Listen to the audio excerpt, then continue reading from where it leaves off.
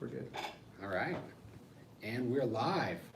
Exciting. Liquor Store Podcast, episode 4. And today is a very special episode because we have really exciting bourbons today. it's George Garvin Brown's birthday. Yay! So a little bit of background on Brown-Forman. It's a local company. It's still family owned. It's been around for a long time, started by George Garvin Brown.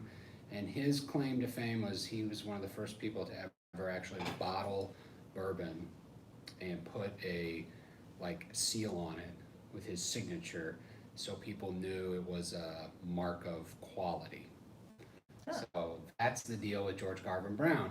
And for the last decade or so, the Brown-Forman company has celebrated that happy historical event by bottling birthday bourbon to celebrate George Garvin Brown's birthday. And every year, it's a crazy allocated release. We only get a handful of bottles, and we're doing simultaneously as we're doing our episode 4 podcast. We're actually doing our VIP chance to buy as we speak. So we just sent that out to everybody. So hopefully everybody's looking at that and signing up so they can get a chance to buy this. The longer you watch, the better your chances. I don't know if that's true. And what we're doing is a little dangerous because I haven't opened this bottle. So I have no idea what it tastes like. Well, I bet it has some butterscotch and toffee in it. So let's open it live and Ooh. let's give everybody who's watching, whether they end up getting a bottle or not, an idea of the taste of birthday bourbon. And why you should sell your first child for one. The 2019 release, which I have actually been looking forward to because this is 11 years old. And remember, I don't remember because I haven't told you. It always comes from one. It always comes from one distilling day. I believe this is September 2nd, 11 years ago. Because it's 11 years old. If I remember correctly. Yeah, that's right. So that's a weird parameter to me because it's kind of like you've got all these barrels in your warehouse, you've got access to all this awesome stuff, and you really have to search out a super special day. So you actually would, Chris Morris and I think Jackie Lycan, they have to actually search through quite a number of barrels to figure out which lot or which day. Yeah. And then you could taste one barrel from one day and go, oh, that's delicious. And then you could taste the other barrels and go, man. Yeah, because it's 120 barrels, right? I believe that This was one. the allocation Yep. of the lot, I guess, and it Yep. was all on the second floor of warehouse 1, if I remember. Did I read all these Jill, things? Jill, you're making me so happy right now. Had to do my research. I'm really excited for this because I've always seen this on the shelf, but never really seen it, never really had the opportunity to try it without having to pay a ridiculous amount. So, We'll maybe I'll split. get to try it. You are trying it Oh, right, look. right now. All right, everybody. This is the 2019 Old Forester birthday bourbon, 11-year-old, 105 proof, the highest proof it's ever been. So, oh my God. All right, what do you think? I get like a real intense, like forest floor. No, Yeah. you definitely get the oak. Definitely get the wood. I do get a little bit of like that, like a fall aroma to it. A little bit That's of. just my deodorant. I get like apple spice and just like spice cake. Oh yeah, spice cake. Let's see here.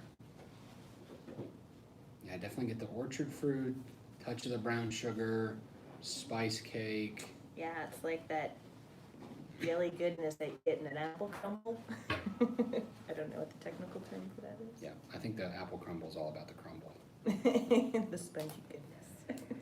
Oh man. Here we go. Let's taste it for the first time.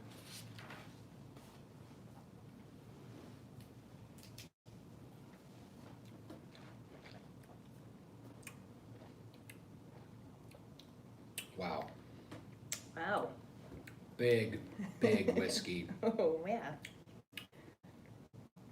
Oak is there, certainly present on the finish.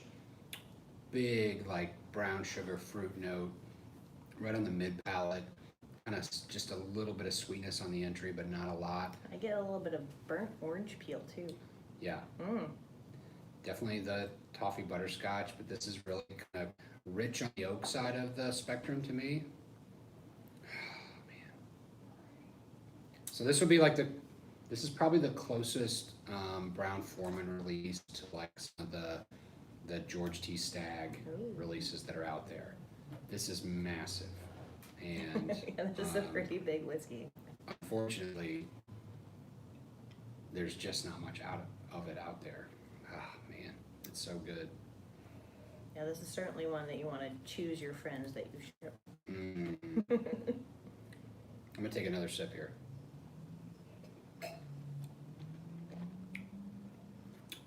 Wow.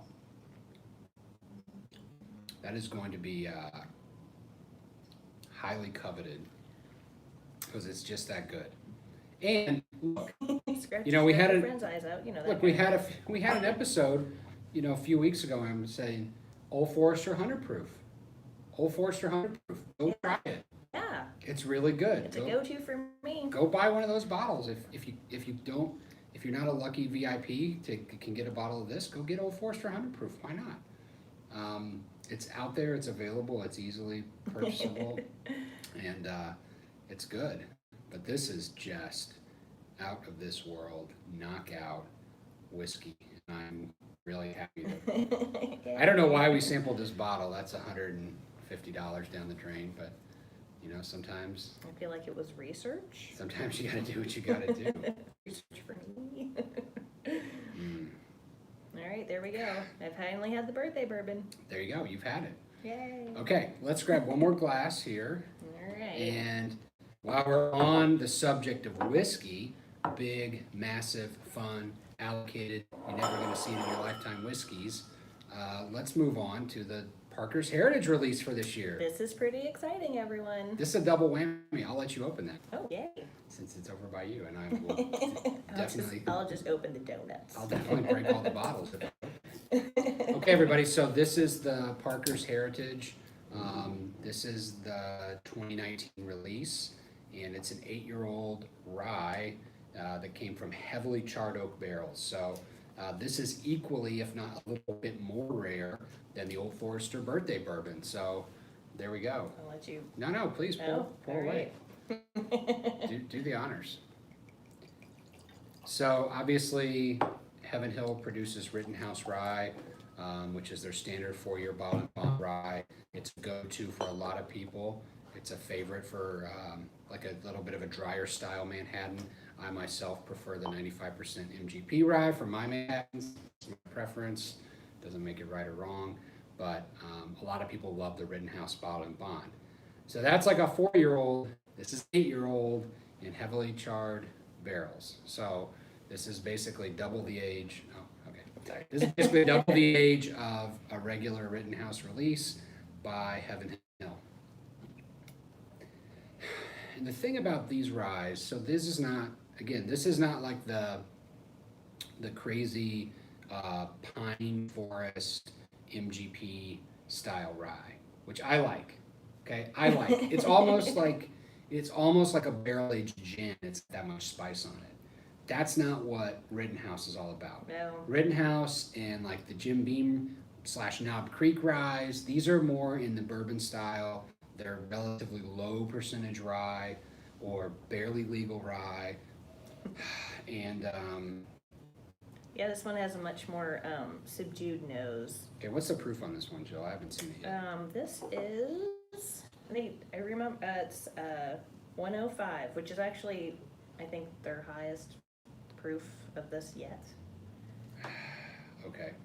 This is the 8-year heavily charred. Heavily charred is probably like they might call it a distiller's char. I don't know if it's an ISC barrel or one of the other companies, but basically it's like a 4+, maybe a 5. there's a level of char that you really can't go beyond because then the integrity of the barrel might break, and if you're gonna keep it around for 8 years and charge a couple $100 a bottle, you don't want to lose your whiskey. So it's just a heavy. Yeah, and only I think a 80-second char longer than the other chars. Yeah. But I mean, it's definitely a significant difference. Okay, I pick up a little bit of that candy rye note in this, just a touch.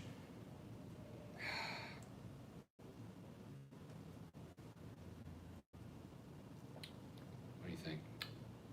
Oh, yeah, I mean, it's definitely a more subtle, but it still has that kind of rye punch at the end. Oh. This is, it kind of reminds me of like a really good aged rum. Yeah, I can see that. Smooth. It's definitely sweet up front. It definitely has that kind of rock candy, real hard grain rye right up front. And then it gets real oaky real quick on the finish. And I think that's probably the heavily charred barrel.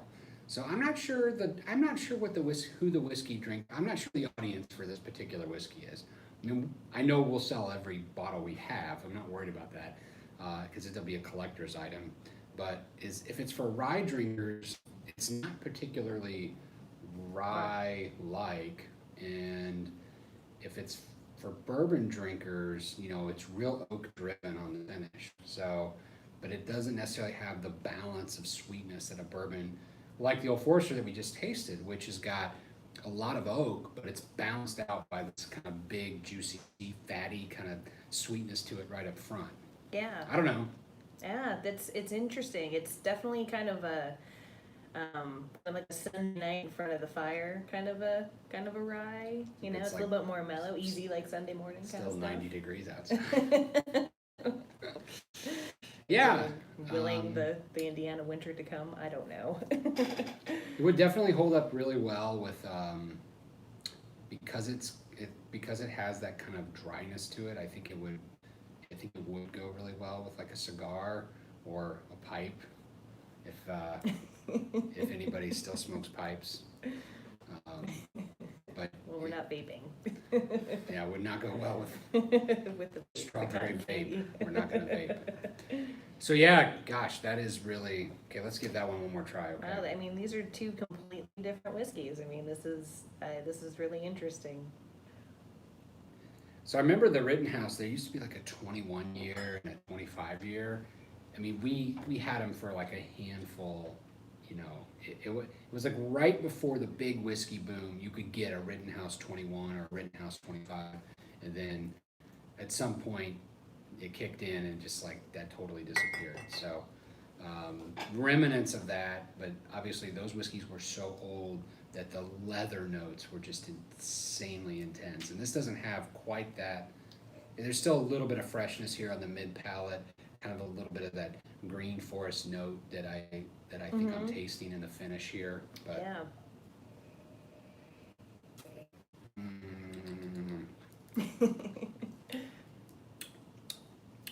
Okay, let's go on to Jack Daniel's Apple. And for something completely different. Okay, I'm gonna dump my Parker's Heritage into my Old Forester birthday bourbon. It's like on camera, now so a super whiskey. Now let the death threats start. Oh, that actually smells pretty good. I'll be drinking that later. No, I gotta do it. Okay, so then let's talk about a new whiskey that just got released this particular week, which is Jack Daniel's Apple. Jack Daniel's Apple. And you know what's interesting? So probably the biggest hit this year in the liquor universe was what? Crown Royal Peach. Crown Royal Peach, correct. Crown Royal Peach took off like a rocket ship. We've sold so much of that whiskey; it's incredible. And it's fun to me, like how flavors work in the business, where you can see some flavors get released on some brands and no, but then a big hit. But then you get something like Crown Royal Peach, and for some reason, it like that peach flavor, that sweetness, it appeals perfectly to the Crown Royal audience. Plus, it gets other people involved with Crown Royal who probably aren't regular Canadian whiskey drinkers or not even Crown drinkers, but they just like something sweet. hey, mix it with your lemonade or your iced tea. And, Right. You know. Sweet sells. Look, let's just say it. If you People put sugar in something, you can sell it. Sweet sells. And actually things are they're going like this. Like things are getting either drier or sweeter. Nobody's attacking the middle. There's no compromise anymore.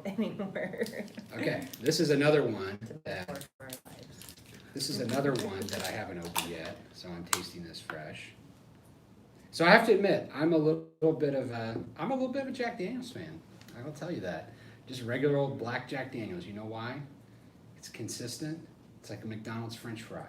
Right?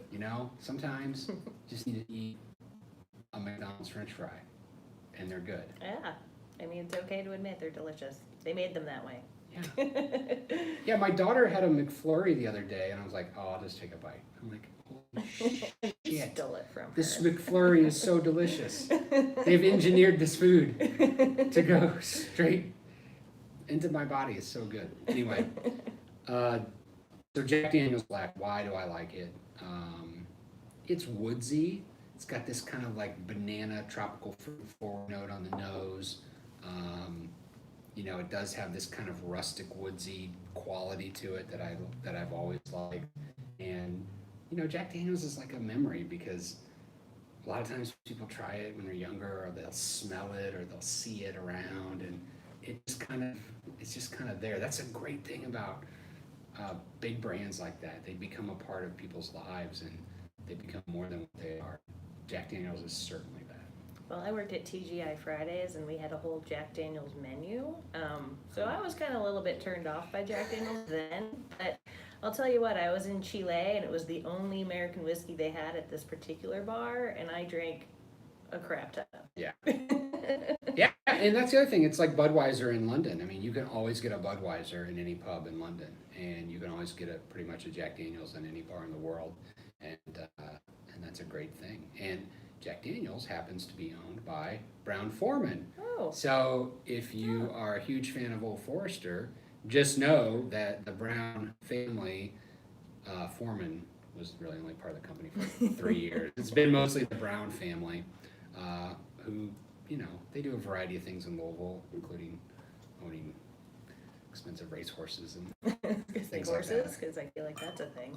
But they also own Jack Daniels and have for a long time. So let's try some Jack Apple. I'll tell you what though, when they came out with the Jack Honey, I was a huge fan of that. I thought they nailed it.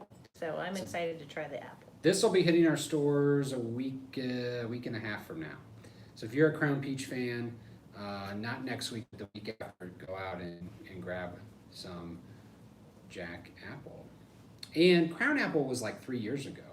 So they're just like a little bit behind on the flavor times in terms of mega whiskey brands, but obviously one way of growing your share is to just come out with a new product. And companies do that all the time. It's called line extensions.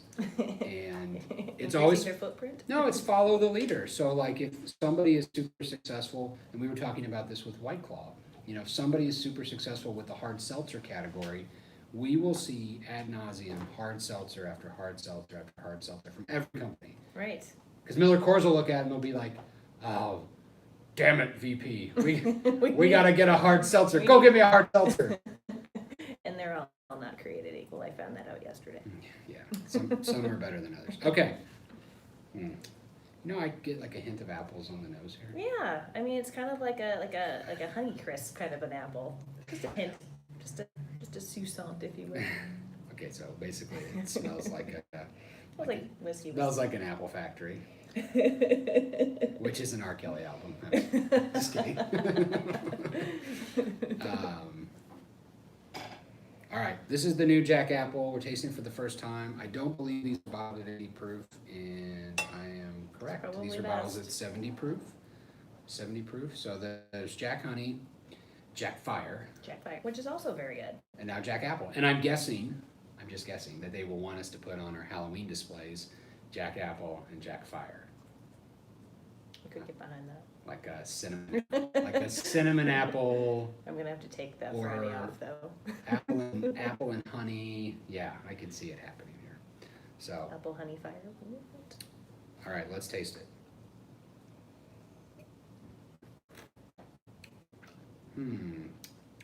Oh, that's good for breakfast.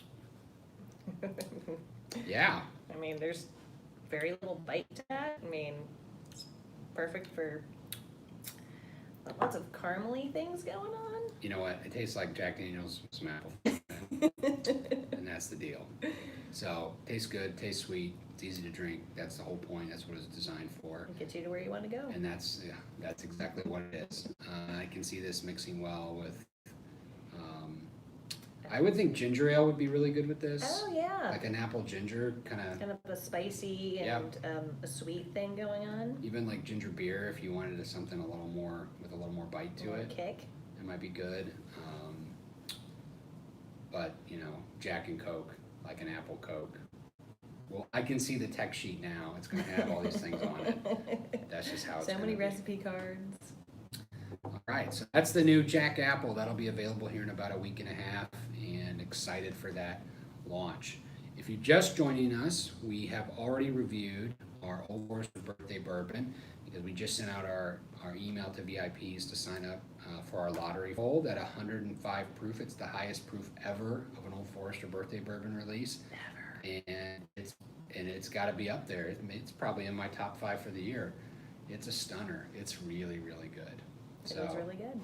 Then we tasted the Parker's Heritage Rye, which I would give a 7 out of 10. I didn't love it, but it's a really good whiskey. It was definitely a little bit more. I mean, so the birthday bourbon I felt like needed maybe a little bit of dilution just because I'm a wuss when it comes to that sort of thing. But I could drink the Parker's Heritage just straight. Yeah. Even at 105 proof, you don't really get that burning sensation. Right. So, it's just a different kind of whiskey. Yeah, all palates are a little bit different, and my palate probably changed from going to the Old Forester to the Parker Heritage, and if I would have tasted them in opposite order, it gets very subjective even for the individual. So I feel like, they're both whiskeys for different situations, so, it's not yeah, I think the rye... not rating them. Yeah, I think the rye would be, I actually think the rye would be unbelievably good in a Manhattan. Because if you added a little bit of sweet vermouth to that, with the dry oak that's on the finish, first of all, it's gonna knock that down a lot. Mm-hmm. You get some of the Luxardo cherries going in there, and good vermouth, and you'd be set. I think a Manhattan with that would be the way to do it. I almost feel bad doing it in Manhattan, but if we were to be so opulent and the Manhattan's a fantastic cocktail. Oh, it's a fantastic cocktail for sure. Okay, so I'm gonna grab Jack Apple out into here because oh wait, you have one more empty glass? Oh, we've got, Let's do a sharp. Let's sharf it up. Sure. Okay, so speaking of mega brands releasing new products, this is another one. This is Jagermeister. So if you're a Jaeger drinker, just know that there's a new brand that we haven't put in our stores yet. We just got the sample bottle here, but we're going to try it out and we're going to talk about it. So we're going to put away the Old Forester and the Parker's Heritage for a second. No, just leave that there. Actually, let's sharf it up. The Jagermeister has released an innovation product. I guess technically it'd be a cordial or a liqueur, herbal liqueur, called Scharf, which means sharp in German. It's a hot ginger flavored version of Jagermeister, meant to replicate the original recipe of Jagermeister. At least that's what the brand note says. So it's a little hotter and spicier. You're supposed to serve these things super chilled, which obviously we're not. We're drinking this at room temperature because we're badass. So I'll let Jill sharf it up over there. Yeah, sharpen it up. Okay, so when I first saw this brand name, I was like, really? I mean, really? I can only think of Thundercats, but that's just... Why would you name... German company took over, I think from Sidney Frank importing. They basically got rid of all the other ancillary brands that Jaeger had built up for a few years. And they were just like, we're just going to focus on Jaeger. And so I think it was like, it's just years, and they're just all about Jagermeister, which is great. They did release something really cool because they put the 375s, or the pints, if you will, in PET, plastic. Oh, perfect. Everybody has always complained about Jagermeister being in glass. The cases are really heavy, but 375s now come in PET, so you can easily put them in your pocket, and You can't take them into the football games. yeah, you can Jaeger. Yeah, you can Jaeger. Take it to the pool. Exactly. You can Jaeger it up wherever you're going. So. And you're, Arctic yachting. Yeah. Now there was a few years ago a Jaeger spiced that failed miserably. So hopefully this doesn't go the way of Jaeger spiced. I actually feel like this has a better potential. I do. But again, if you want to increase sales for a year or a period or a quarter, just shove another line extension out there. And brands have been doing that for a long time. I feel like ginger is having a subtle moment. Yeah, and I think they really want to focus on Jagermeister being more of a bar brand and getting bartenders to use it in cocktails and use it as an ingredient and not treat it like a shot. But like German herbal liqueur. Now think about it for a second. I mean, that's so obscure. Like if you just think of alcohol in general, that is so obscure to start with. Well, that you magically were gifted with the fact that millions of people want to drink your German herbal liqueur. Well, I mean, just take it. Take it as a gift from the gods. The original You can never recipe has been repeat that. used for like centuries for like medicinal purposes. Oh yeah, Malort. Oh yeah. Malort's terrible. It's awful. Oh, Malort. Oh. I don't know. Maybe there's more of a market for other German herbal liqueurs, but I just have always been astounded that this one like made it into the upper echelon. So just to give people an idea, if you are looking down on Jagermeister for your whiskey mountain, Jagermeister is bigger than most all whiskey brands. It's like, it is definitely a top 10 brand still, and it might be flat to and declining a little bit right now, but we still sell a ton of Jagermeister. So out there who grew up on Fireball and other things, they've never actually like bought a bottle of Jagermeister. I mean, you need to buy it. Yeah, no, you should. I mean, let's go to your closest watering hole. I'm sure they have some. No, go to Big Red Liquors. Oh, right. Well, we're the watering hole. But yes, I mean, it's good. It's actually like oddly, to me, it's like oddly austere. It's like a real thing. It's both bitter and sweet, so like you kind of hate it, kind of love it, and you're kind of like, I don't even know what to think about it, but I'm gonna have another sip because it's like life. Yeah, exactly. Like, oh, but I think it's making my stomach feel better, so there's that. Yeah. So anyway, and think about from a production standpoint, a liqueur like this. You're using. I think they barrel age it somewhat. I don't know to what extent or to how much of it is, but it's mostly like sugar, water, grain neutral spirit, and herbs. Yeah. Hugely profitable. I mean, if you can get $18.99 for a bottle of that probably has like a $1 cost to produce, plus then all the marketing, distributor, retailer markups along the way. My God, just be so happy that Jagermeister is a thing and it's out there. So let's try the Sharp. Sharp it up. I mean, this definitely has a sweeter, more gingery nose to it. It doesn't smell like cough syrup. No. I like cough syrup. Have you ever wanted to take my just say it out loud. Have you wanted to ever should take my Fantasia challenge? Oh. It's 2 shots of NyQuil and try to finish Fantasia. You can't do it. And I doubt in it. a dark room. It's not humanly possible. I'm telling you. Take 2 shots of NyQuil, turn Fantasia on. When I was a child at like a pool party, adults would put on Fantasia. Right. You know what that was? Trippy. It was just, no, it was just like Disney-esque geometric shapes moving around and like Mickey Mouse conducting some kind of like evil orchestra. No dialogue.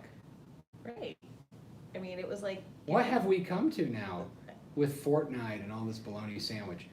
What happened to just like putting on 2 hours of classical music with animation for your children? I mean, I loved Fantasia. I mean, you know, it was Anyway. something to put on the background and. Next time you're sick, 2 shots of NyQuil and try to finish Fantasia. You can't do it, I guarantee you. All right, let's drink this sharp.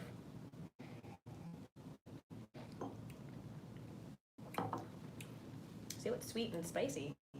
So No, that weird bitterness. it's got this huge ginger spice kick right on the mid palate towards the finish. You definitely want to drink this chilled. It definitely has a nice bite to it. A lot of sweetness up front. Yeah, I don't know. I just don't know what the market for this is. These are my 2 cents. Great, whatever, line extension. There's a million of those, but like, who's this meant for? The Jaeger drinker who just wants a little more? Who is that? I want to meet that person. Actually, I don't want to meet that person. That person sounds terrible. You'll meet them in a dark alley. Yeah. Yeah, there's a specific license in Indiana that's got, it's like a bar and you can do carry out packaged liquor. So you can, and most of them are in like relatively rural areas and they sell like Jagermeister, like pints and half pints and stuff like that. 50 mLs, small bottle sizes. I think it was like the Dewdrop Inn or something. It closed after somebody was shot and stabbed. So this person not only had to be shot, they had to be stabbed. They couldn't be stopped. That made me think of Jaeger. Sure. Okay, last 2 more that we got this week, and this next one I'm really excited about because this is these are like good foods. The box, as in spice box. It's a I think it's a restaurant in New York. This guy's this spice blending expert, and he actually came down and co-created this Amaro that Cardinal Spirits has just released, and we're going to have some in our stores next week. But this stuff is, I don't want to combine the sharp with the apple. Yeah. As you should. Yeah. Make sure that I had to make sure I was pouring it into the apple one. Yeah, and not the super. Yeah, it's just okay. So clear the little palette there. You have an empty one? I do. Thanks, White Claw, for this Yeti mug.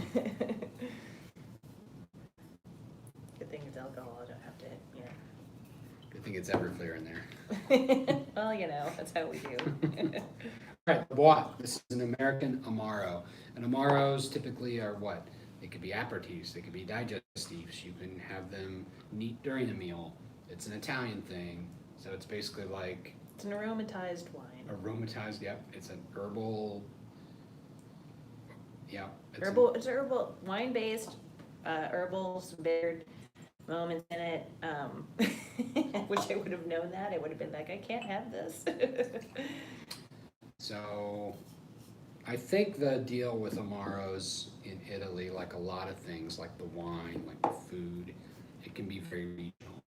So, like you would have herbs and spices from your area. Yes. And so the things that you're serving at your table, whether it's goat cheese or sheep's milk cheese or whatever is there, whatever the produce is, whatever the grapes grow on that particular plot, this is like that, and they tend to be localized. So yeah, and they're very proprietary about it too. I mean, if you ask an Amaro maker what goes into their bottles, they usually will not tell you. They just refuse. They might tell you what kinds of herbs and berries and thickets might go in there, but they're definitely not going to tell you how much of any of it. Kind of like church roots, like it's just a secret. So on here it says that you can enjoy and eat with dinner with ice or seltzer or in your favorite cocktail, and do like half and half with bourbon if you're doing like an old fashioned. But yeah, that's what Adam told me, is that they suggest people drink it neat with dinner as like a replacement for wine at dinner, just to kind of keep your palate going. 20 proof or 40 proof? 40 proof, 20% alcohol. So kind of like a big Napa cab, close to 20% alcohol. With the super yeast. Yeah, really beautiful, kind of spice forward, obviously aroma. Are these Bloomington herbs and spices? I don't know. I don't know if they spent time locally sourced wildflowers foraging your campus or not, but well, you got Brown County down there. It smells really nice. All right, let's sip it.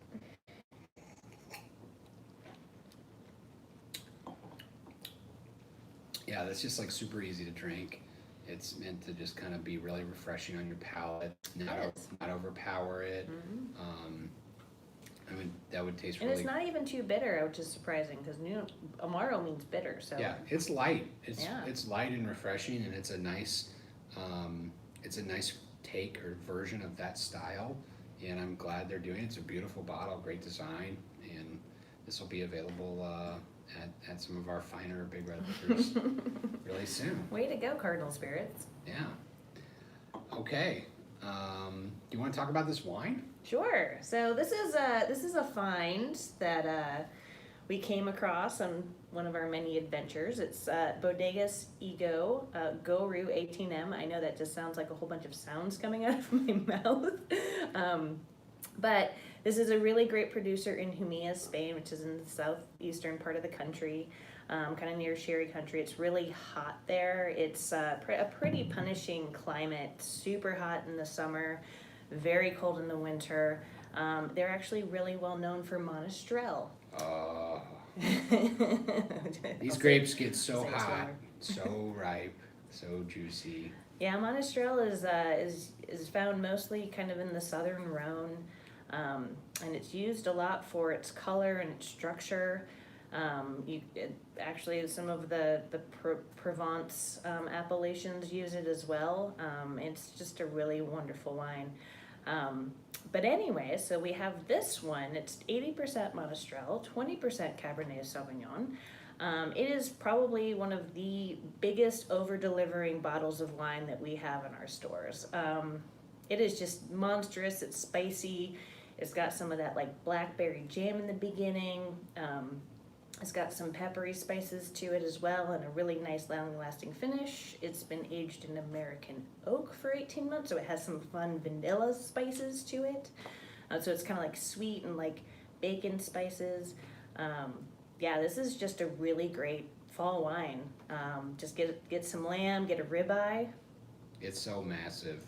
It's like the Marshawn Lynch of wine. It's gonna run through. It's gonna run right through you over and over again. Yeah, no, it's so good. Yeah, it's one of our absolute favorite wines. It does have a 91-point Wine Spectator rating to it, so don't just take our word for it. If you're a point chaser or whatever. If you want some backup on that, yeah. So we're selling this for $15.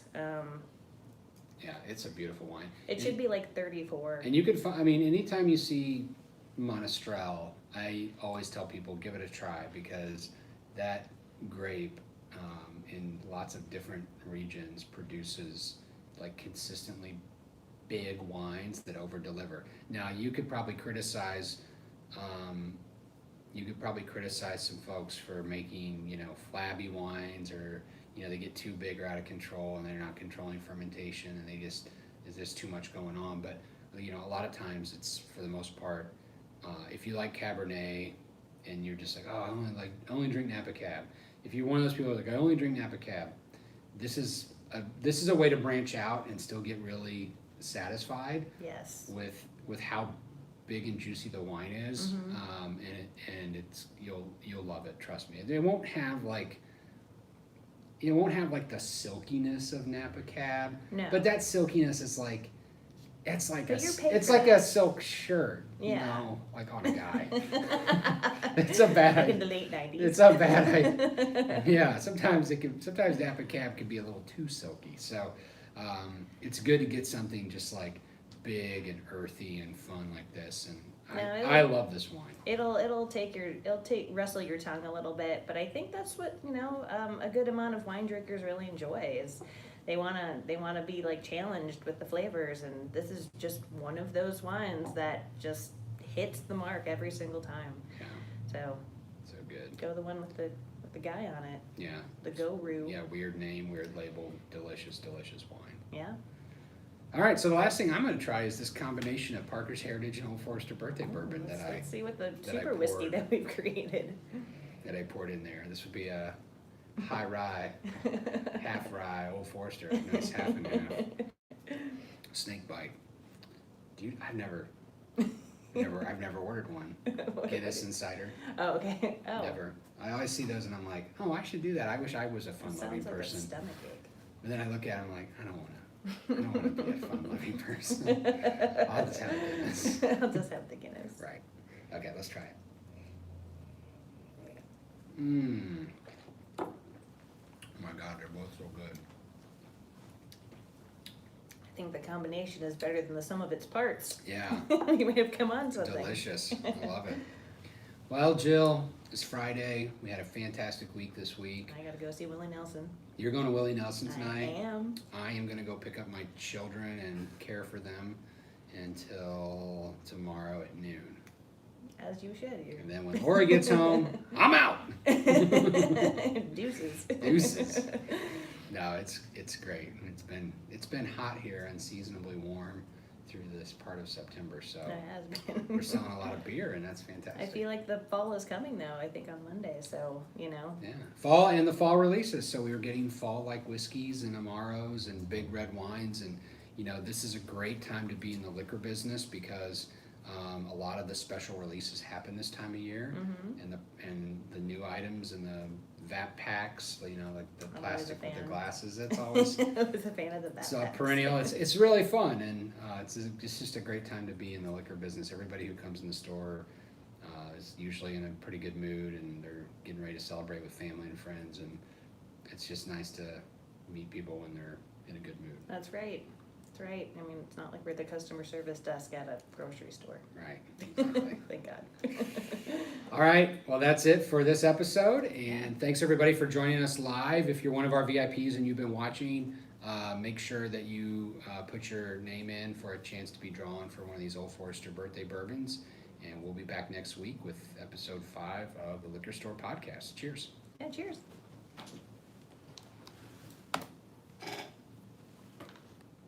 Sweet.